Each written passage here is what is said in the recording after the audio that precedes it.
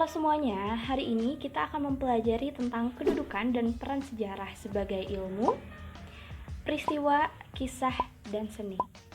Langsung saja yang pertama, yaitu sejarah sebagai ilmu. Sejarah ini memiliki kedudukan penting dalam sebuah ilmu pengetahuan.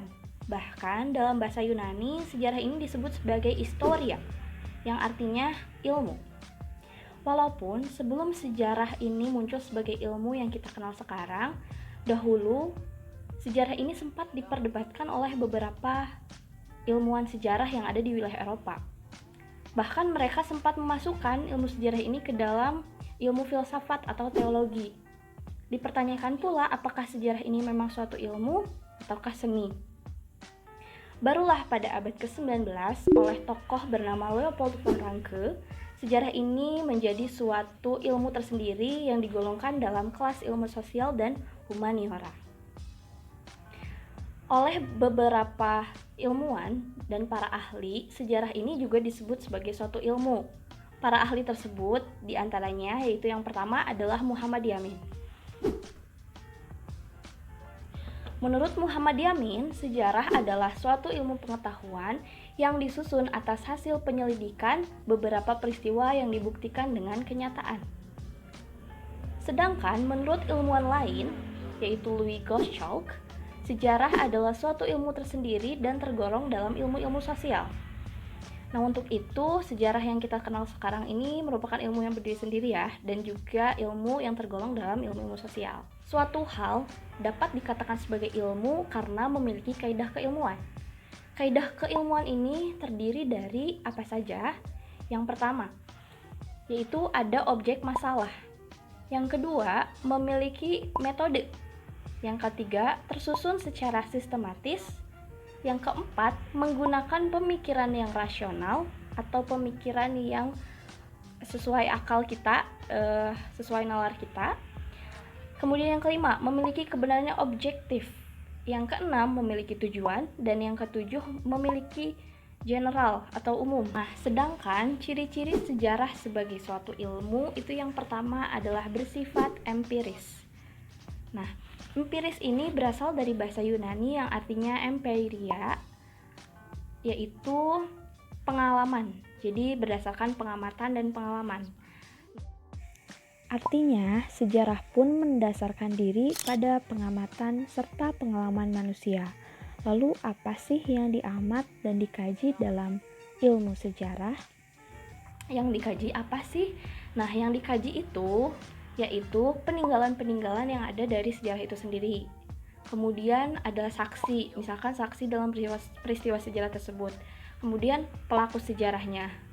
Serta yang pasti bukti-bukti dan fakta-fakta peninggalan-peninggalannya. Ciri sejarah yang kedua yaitu memiliki objek manusia. Seperti yang kita ketahui bahwa manusia ini sangat erat kaitannya dengan sejarah karena sejarah ini berkaitan dengan ruang, waktu, dan manusia. Itu 3 unsur pokok dalam peristiwa sejarah, sehingga sejarah dapat dikatakan sebagai ilmu karena memiliki objeknya yaitu manusia.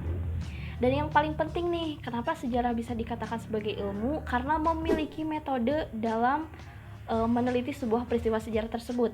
Nah, metodenya ini disebut sebagai metode sejarah atau metode histori, yaitu yang terdiri dari heuristik, kritik, interpretasi, dan historiografi. Jadi ilmu sejarah ini memiliki metode sendiri ya. Metode ini apa sih? Metode ini suatu prosedur untuk melakukan suatu kajian terhadap objek, yang mana ini akan menghasilkan sesuatu yang ilmiah. Jadi sesuatu yang dapat dikatakan sebagai ilmu itu harus memiliki metode tersendiri, dan sejarah memiliki itu.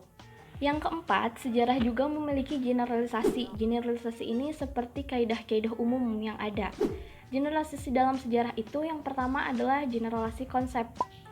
Nah, konsep ini biasanya dalam sejarah itu contohnya konsep Renaissance atau konsep Renaissance itu kan artinya kebangkitan dari masa kegelapan.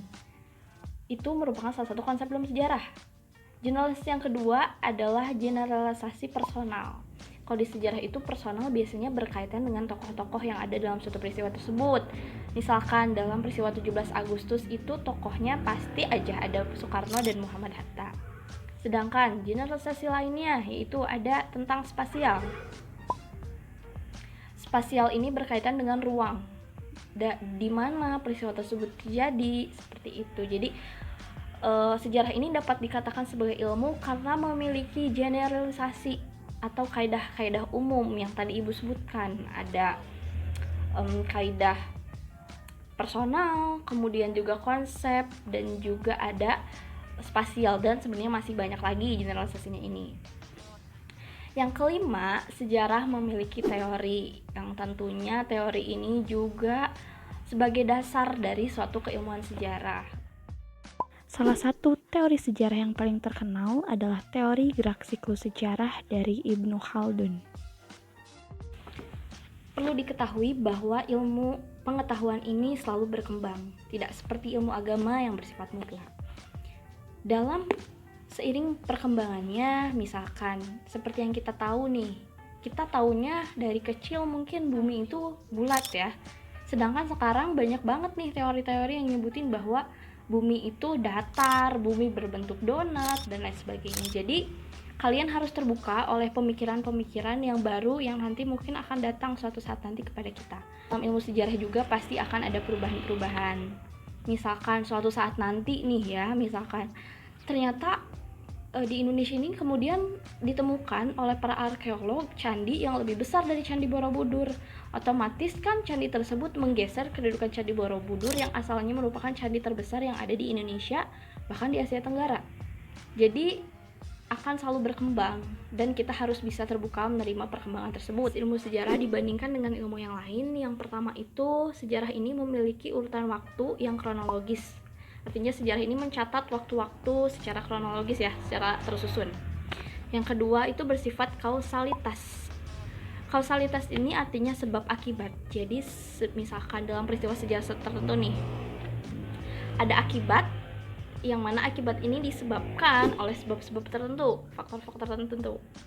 Dan yang ketiga, sejarah ini melalui dua dimensi waktu, yaitu tentang masa lalu, masa kini, dan masa yang akan datang.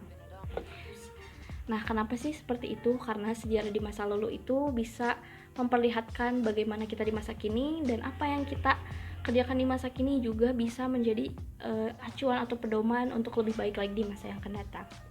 Ciri khas yang keempat yaitu sejarah masih berupa hipotesa atau bersifat sementara. Seperti tadi yang Ibu bilang bahwa ilmu pengetahuan itu pasti akan berkembang. Jadi, kesimpulannya sejarah sebagai ilmu ini merupakan sejarah yang kita pelajari sekarang, suatu ilmu yang kita pelajari sekarang, di mana ilmu ini mengkaji peristiwa di masa lalu yang kemudian bisa kita lihat di masa kini dan juga menjadi pedoman di masa yang akan datang. Sejarah pun ini memiliki perjalanan yang panjang ya, yang asalnya masuk ke dalam ilmu filsafat atau teologi, kemudian sekarang menjadi ilmu sejarah yang tergolong dalam kelas ilmu sosial dan humaniora. Kemudian kita akan membahas sejarah sebagai peristiwa.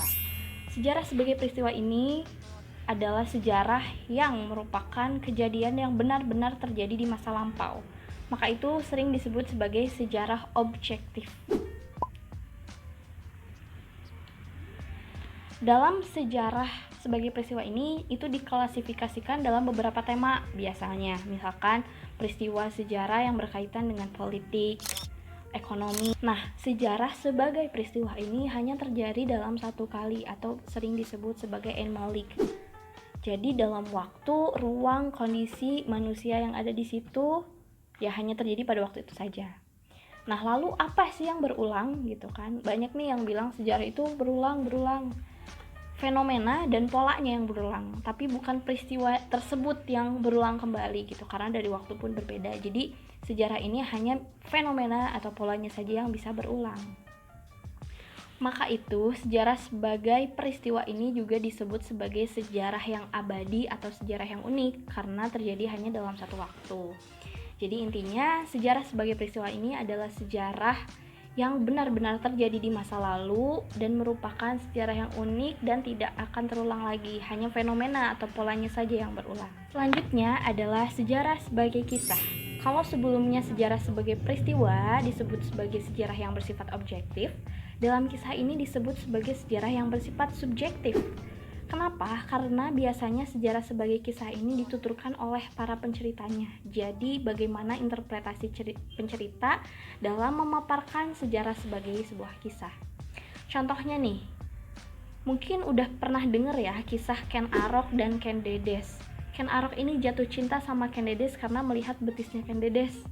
Kemudian dalam keluarga Ken Arok ini, karena Ken Dedesnya sebelumnya sudah memiliki suami, terjadi pembunuhan-pembunuhan yang akhirnya menyebabkan pembalasan dendam oleh keturunan-keturunan dari Ken Arok dan juga mantan suami dari Ken Dedes dalam kerajaan Singasari. Mungkin detailnya kalian bisa cari tahu sendiri ya. Nah, kisah tersebut dituturkan dalam naskah-naskah kuno oleh para empu-empu zaman dulu. Jadi kalau zaman dulu kan belum ada penulis kayak sekarang ya, penulis-penulis terkenal dan sebagainya. Dulu itu seseorang yang menulis cerita atau kisah-kisah orang-orang hebat pada masanya disebut sebagai empu.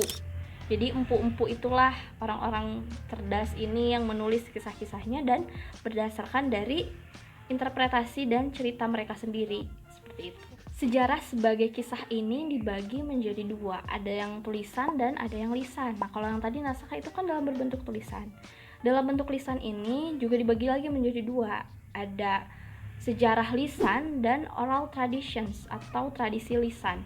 Kalau sejarah lisan ini sejarah yang emang langsung diceritakan sama saksi sejarah. Misalkan kalian melihat seseorang kecelakaan nih di jalan, tertabrak mobil, misalkan.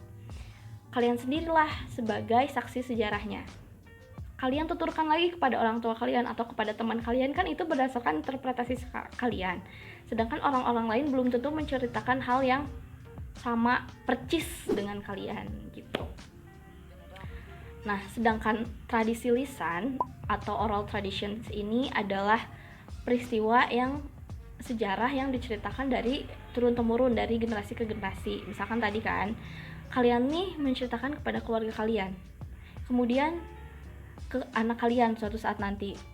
Anak kalian ini menceritakan kepada cucu kalian, dan cucu kalian lagi menceritakan kepada orang lain. Yang keempat atau yang terakhir adalah sejarah sebagai seni. Nah, kenapa sejarah ini bisa dikatakan sebagai seni?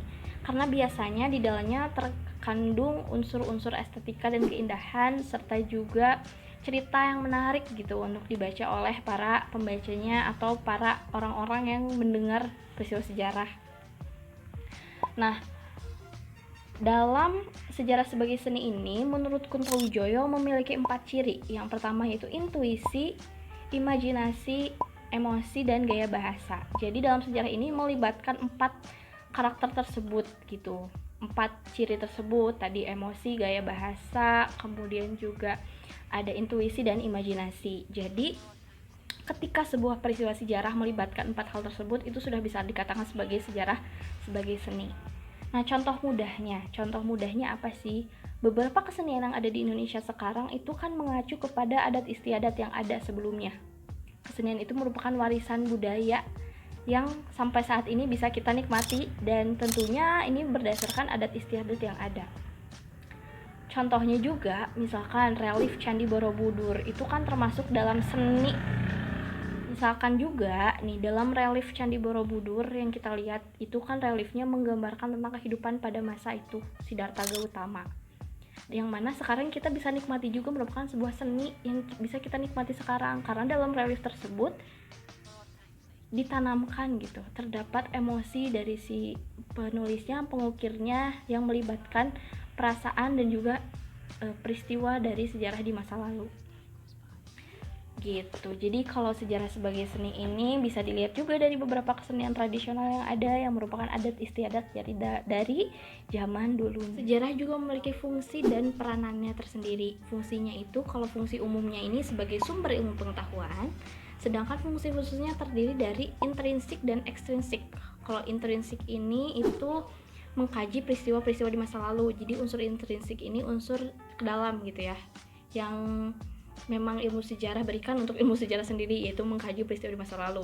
Sedangkan fungsi ekstrinsik sendiri adalah fungsi keluar, jadi untuk bidang-bidang yang lain. Salah satunya adalah fungsi edukatif. Di dalamnya itu kita bisa mengolah dan mengasah nalar kita untuk berpikir secara kronologis, berpikir secara sistematis dan lebih kritis lagi tentang suatu peristiwa-peristiwa yang terjadi di masa lalu. Selain itu juga mengasah pola pikir kita, jadi berpikir secara multidimensional. Jadi kita bisa melihat nih dalam bidang-bidang tertentu, dalam suatu peristiwa sejarah tertentu itu, oh ternyata disebabkan oleh kondisi politik saat itu, kondisi ekonomi saat itu, dan sebagainya. Selanjutnya juga ada fungsi edukatif yang bersifat moral. Artinya ini juga bisa dijadikan sebagai bahan pembelajaran kita. Oh, kita jangan seperti itu karena jika melakukan hal seperti itu akan seperti ini gitu. Jadi hal-hal penting yang bisa diambil dari masalah. Sekian pembelajaran hari ini mengenai kedudukan sejarah sebagai ilmu, kisah, peristiwa, dan seni. Mohon maaf bila ada salah kata. Semoga bisa menjadi manfaat dan pembelajaran bagi kita semua. Terima kasih banyak.